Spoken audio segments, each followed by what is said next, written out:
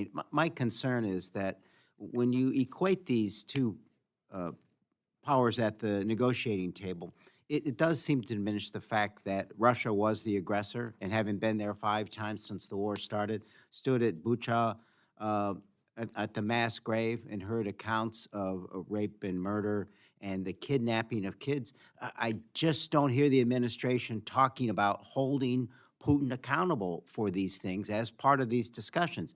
And finally recognizing that Putin doesn't seem to have any reason to negotiate in good faith because he has, what, 4 to 6 times the manpower? He treats his troops like cannon fodder. And I think he probably recognized this is an administration that will do another supplemental. So what in the world are we doing to hold him accountable and to actually force him into negotiating in good faith? And again, not rewarding him with de facto land that he currently occupies. And what is it? We're punishing him that he can't have additional land? So what is it we are doing to actually hold him accountable and force him to negotiate in good faith beyond really stern tweets? Yeah, on the second point, those are the details that would have to be worked out in any negotiation. And as I said, he'll have to make concessions, and so will the Ukrainian side. I don't know what those are. We're not going to predetermine what those are. That's why we want him to enter into direct negotiations. We honestly continue to believe we're open to any peace deal, but we think it's very difficult to enter peace negotiations without a ceasefire because something blows up somewhere, some attack happens in the interim, and the negotiations fall apart.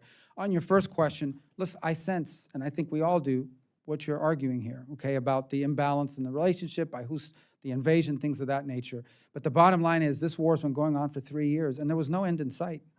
And the only way you can end it is you got to be able to bring both sides to the table. And we feel like the president, we know the president was in a unique position to be able to bring both sides to a table and be able to talk to both sides.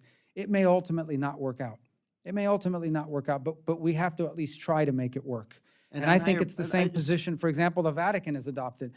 There's a lot of pressure on the Vatican to condemn the Russians for their, but the way the Vatican has viewed it is unless we're able to talk to both sides, we have no hope whatsoever of trying to force a negotiation. There's no impetus on Putin to do anything. He won't do anything, and he will be rewarded. This is more like Chamberlain than someone who's trying to win a Nobel Peace Prize. Chamberlain didn't win a Nobel Peace Prize conceding this and saying, well, this war could be going on for a long time.